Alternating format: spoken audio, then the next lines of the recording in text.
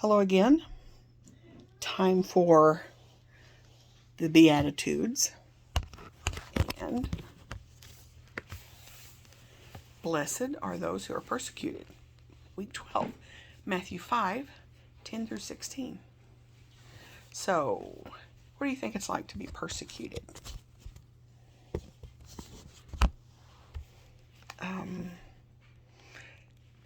Why are Christians persecuted? It's not personal. Go read. I want you to turn to John 3:19 through 20 and read that.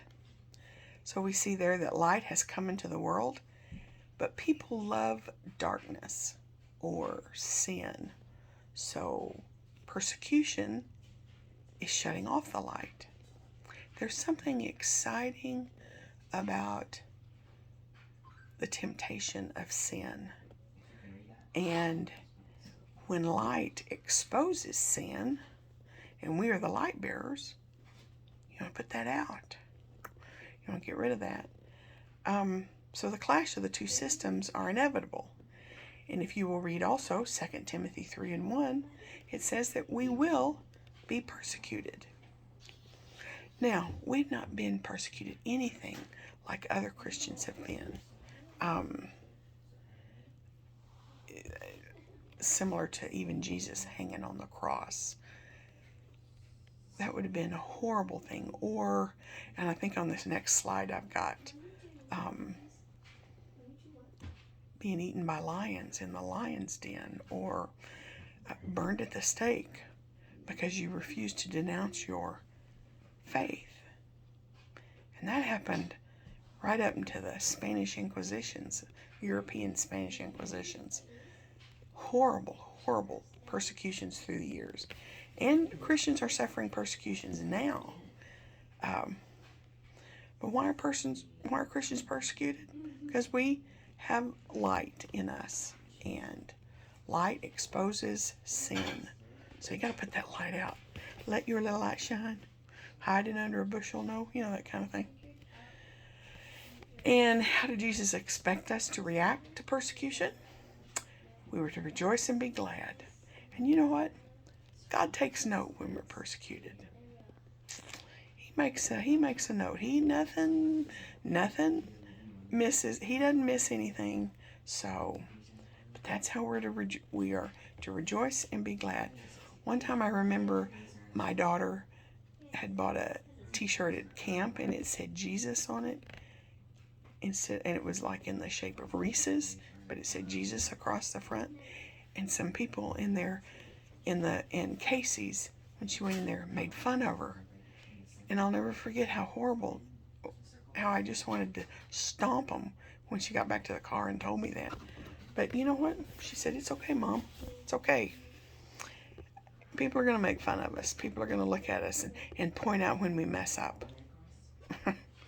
But anyway. But also, what warnings did Jesus give us about negative reactions to persecution by us?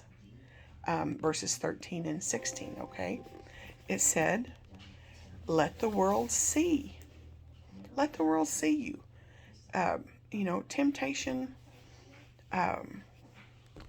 Something's going on with my thing here.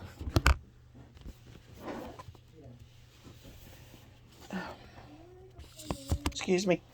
It says, let the world see what Christ has done in you, okay?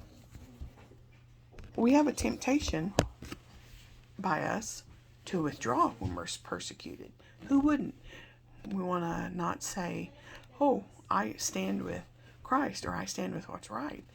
So that's the temptation, I think, when you're facing persecution, is to want to not proclaim Jesus or your faith. And here is an example. These people were in the Colosseum going to be eaten by lions, but they still could have said, oh, I denounce Christ. But they didn't. They stood for what they were. They were Christians. And don't you think they were tempted to withdraw? Also, we want to be liked. So when we're liked, we kind of go along with the crowd. And if the crowd is sinning, then it's easy to be tempted to do what everybody else is doing. It's kind of hard to stand alone. Also tempted to be something we are not, to go along with the crowd.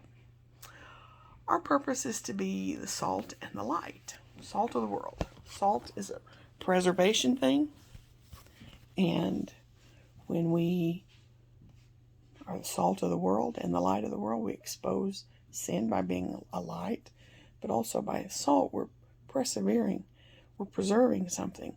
Salt in the old days was a way to preserve foods. It was also, for a Jew, it was a covenant. Salt was a big deal for a Jew. That was a covenant between them and someone, that they were an important person to them. So I want you to read 1 Peter 4:12 through 16 and discuss that amongst yourselves. Hope you have a happy week, and when you face persecution, realize you are doing it because you're the light. You're showing Jesus' light to the world. Happy week.